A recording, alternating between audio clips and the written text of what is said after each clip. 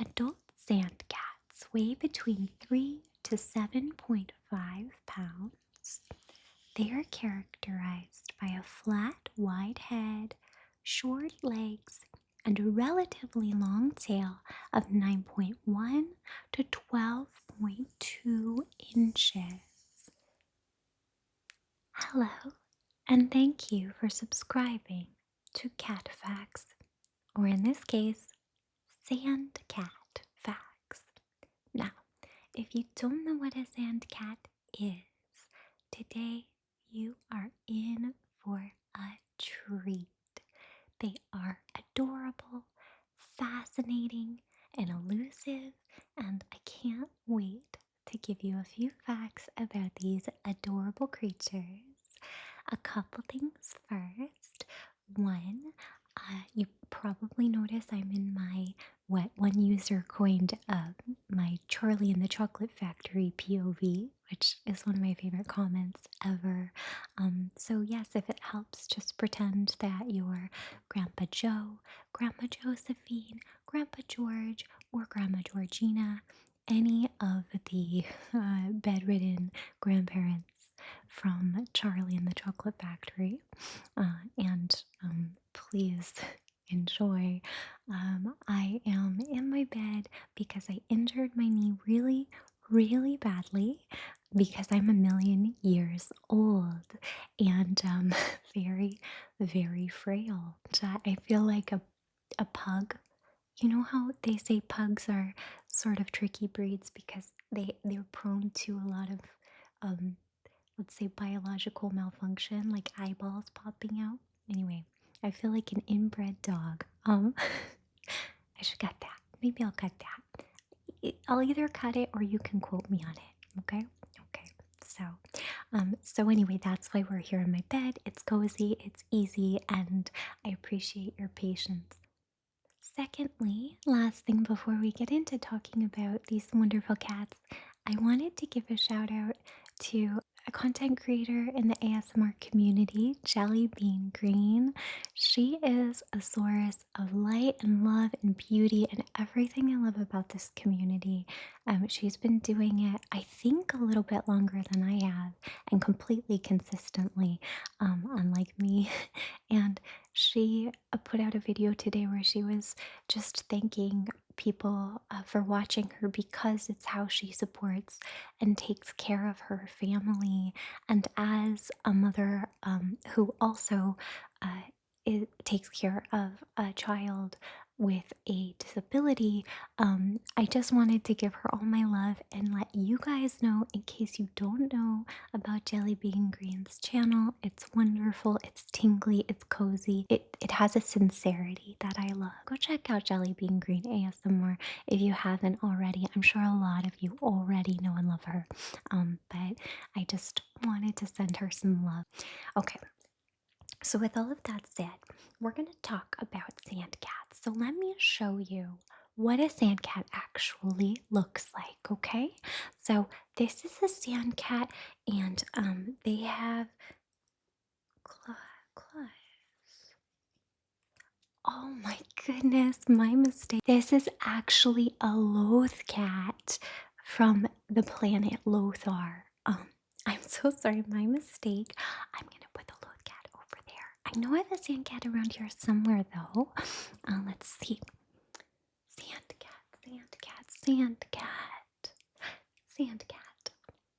Okay, this is a sand cat, and although this one also sort of looks like a fictional creature invented to just be adorable, this is a real cat that lives on planet Earth here with us.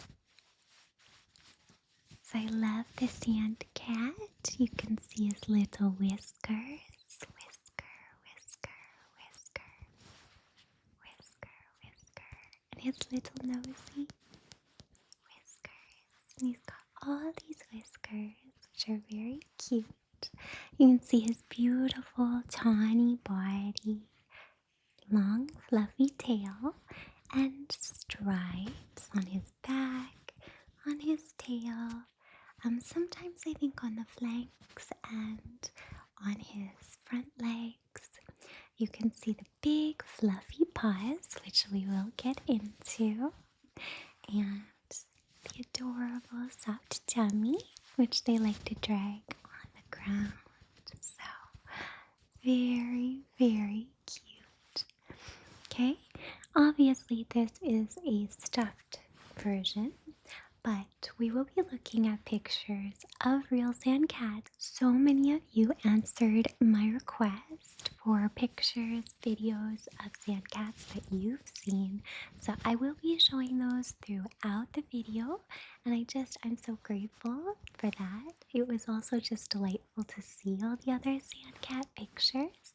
I'll also be showing a few of my own, but I do want to say, like always when we talk about zoos and things, because most of these pictures were taken in zoos, uh, I'm not against zoos altogether. I just always like to remind people to know before you go, so you can check things like who is the zoo accredited, who is it run by, what kind of track record do they have for animal care, um, are they for profit? Are they a research and conservation zoo? Things like that. You can also tell just by looking, are the enclosures as close to natural as they can be? Do the animals have space to explore? And are the temperatures correct for that kind of animal in that kind of habitat? Those kinds of things.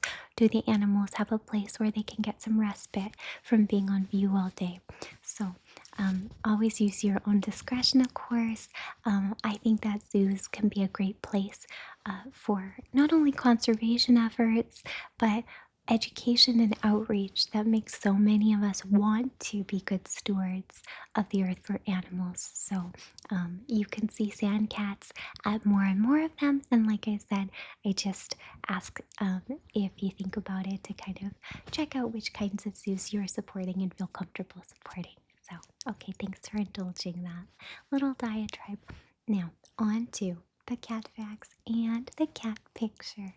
So, I have actually taken a few notes here. So, I will be reading you some sand cat facts, and let's just start at the beginning with their name. So, also known as the sand dune cat or Felis margarita, the sand cat, known to scientists, was discovered in the Algerian Sahara and first described in 1858.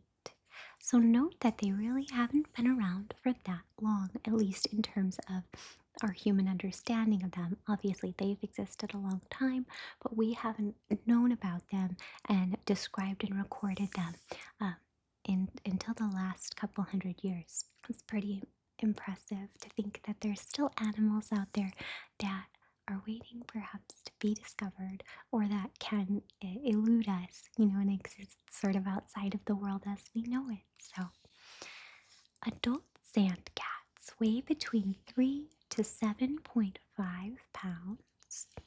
They are characterized by a flat, wide head, short legs, and a relatively long tail of 9.1 to 12.2 inches. And so you can kind of see on the one here, on my little cat model, hi, that the tail they're showing here is pretty long. This helps cats in the wild with things like balance, temperature regulation, and things like that. So, but you'll see in the pictures, you'll be able to see the tails for yourselves. Okay, so the 2 to 3 inch long ears are set low, giving a broad, flat appearance to the head. Another thing that's interesting about the big ears is that that's something you'll observe in most desert and hot weather animals.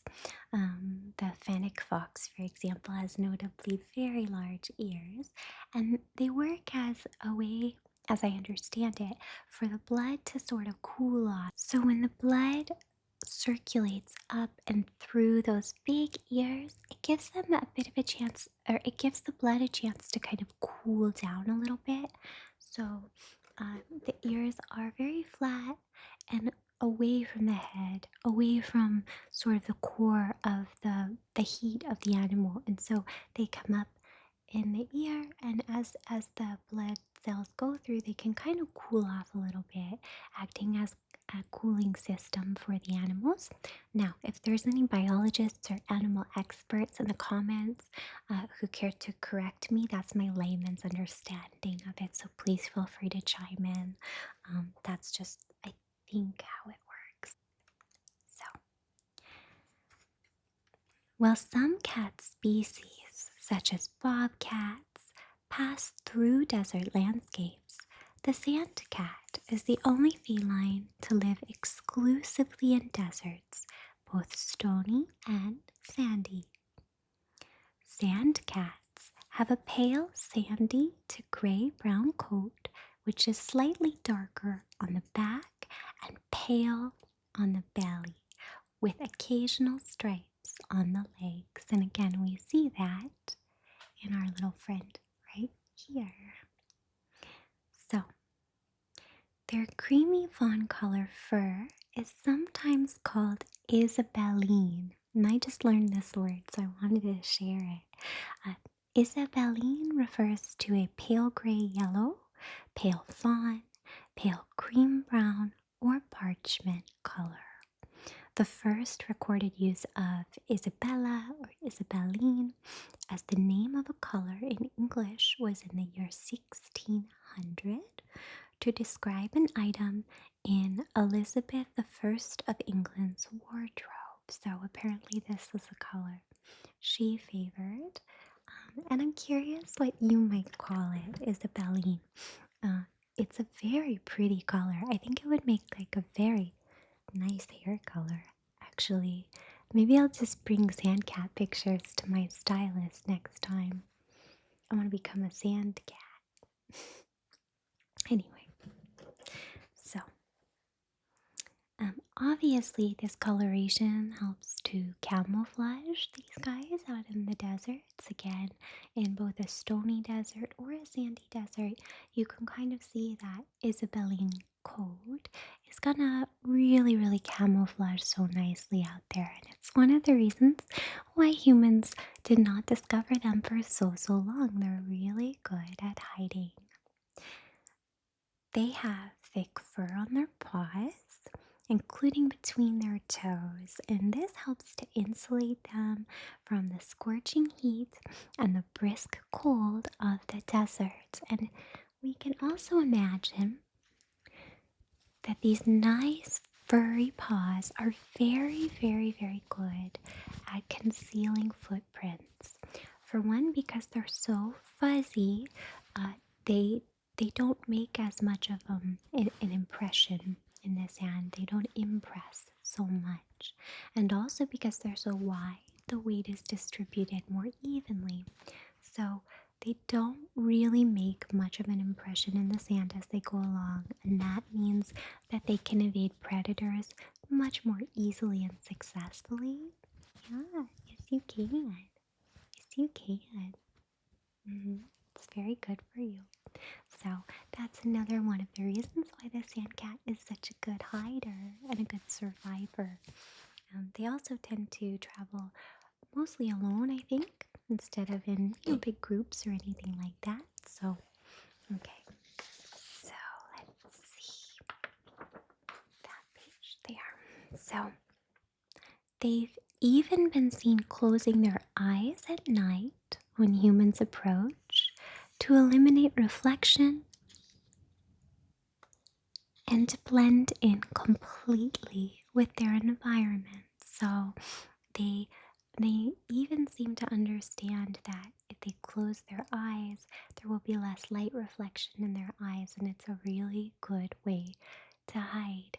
It's kind of like when you're a child and you think, I can't see you, so you can't see me, but in this case, there's actually some truth to it, right? So, they can go for weeks without a single sip of water, getting all the moisture they need from the prey they consume. They primarily eat small rodents, but they are opportunistic feeders and will also hunt birds, hairs, and insects. And this is interesting. You realize how small they are. They're very, very small, and you're probably seeing that in some of these pictures.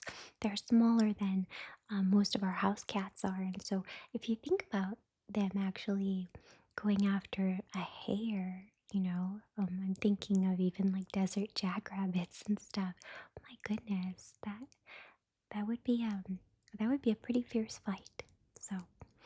Uh, but they are fierce animals. Think honey badger level fierce because they will often go after snakes without fear, particularly venomous vipers. Venomous vipers sounds like the name of a Legends of the Hidden Temple team, doesn't it? Yeah. Um, anyone who's below the age of.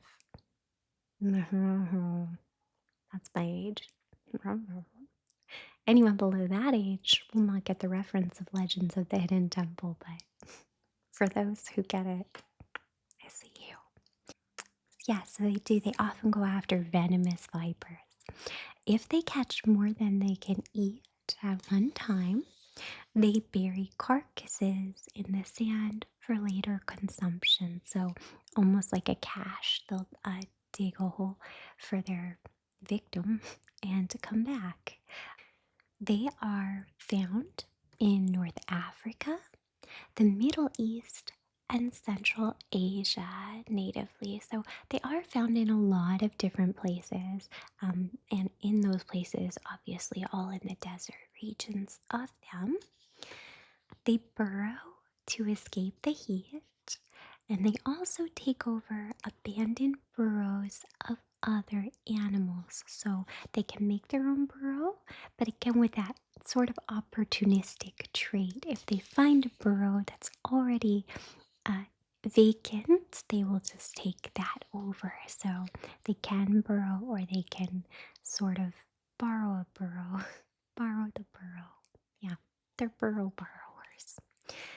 So, sand cats are mainly nocturnal and crepuscular animals. So, usually at night is when they're active, as well as those sort of twilight times between day and night. They get really active as well, like little chinchillas. So, um, the sand cat's way of moving is distinct. They will often move with their belly close to the ground, and you may have observed this if you have a cat that's ever trying to sneak up on anyone. Very often, Etienne will do this. My cat, if he sees I have doves that live in my garden and I feed them, and they live here, but they are always, I can actually see them right out there right now.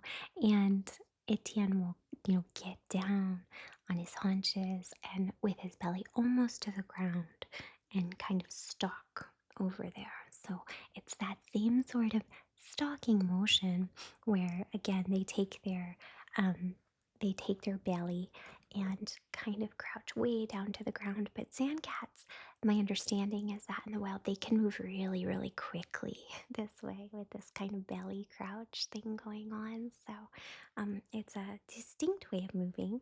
So they run, it says at a fast run, punctuated with occasional leaps. So they'll also kind of leap on through. So and it is capable of sudden bursts of speed and can sprint at speeds of 19 to 25 miles per hour. So, a quick little guy as well. Because their populations are so few, they have a loud mating call which resembles the barking of a small dog.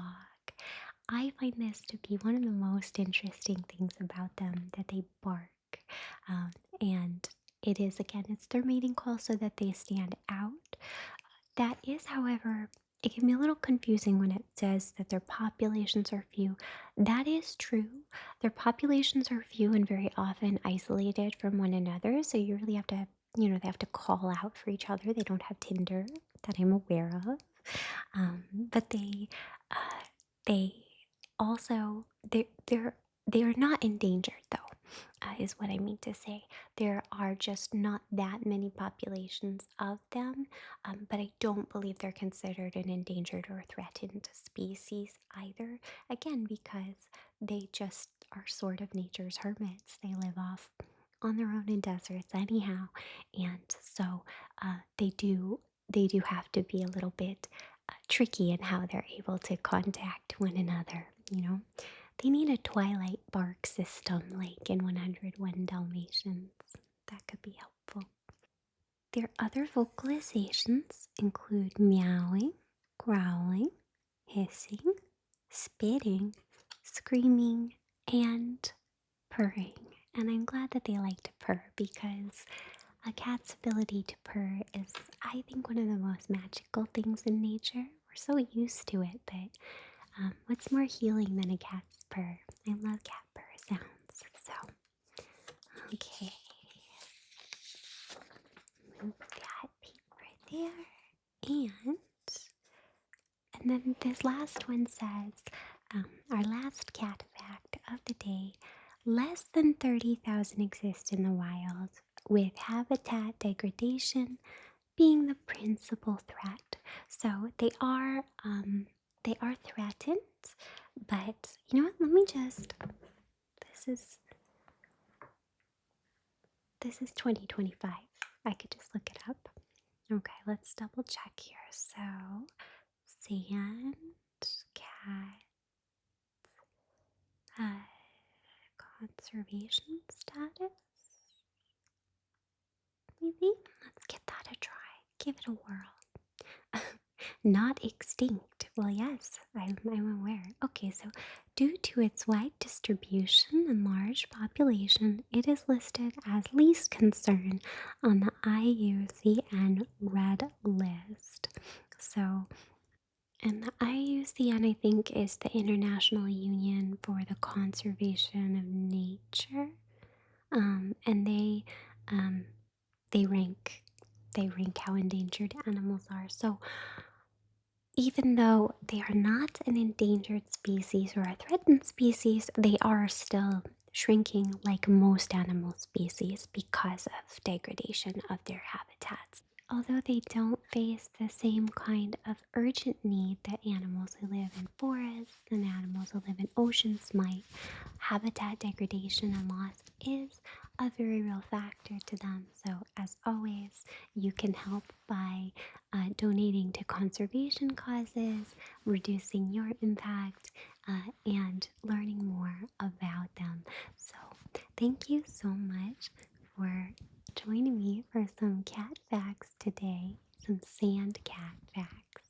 Does anyone remember cat facts? It was a joke where people used to sign each other or pretend to sign each other up. Like, I've done this to my brother. He totally loves me for it. But where you send somebody a notification that says like, thanks for signing up for cat facts. Every hour you will get a new cat fact that's fascinating. And then you could say, like, if you would like to stop receiving cat facts, just type stop. But then if they type stop, you write something back like, thank you for confirming your cat facts subscription. And then you keep sending them cat facts. Anyway, what I'm saying is, if you love somebody, you should make their life harder. And cat facts is a fun way to do it. Um, okay. Well, I love sand cats and you guys. Thank you so much for being here. You make my life absolutely delightful, and I hope that yours is mutually delightful. And I will be back soon. I have one fun, just very passive paper sounds ramble coming up, and after that, I have a two-part video that's a follow-up about philosophy where we're going to compare Epicurean philosophy and Stoic philosophy kind of side by side. So I think that will be really fun, cozy, and it should have some nice sounds and things too. So I hope you'll enjoy that. If you've been following my quilt contest, we've already picked the winner for the first two mini quilts. But if you check out my main channel feed, you'll see a video, mini quilts. You can check that out if you'd like to see them. And if you would like to win one of the remaining quilts in the comments today, type cat facts, and I will choose a winner within the week from randomly from all of you who write cat facts. Okay, this is just all part of my campaign to make cat facts a thing again.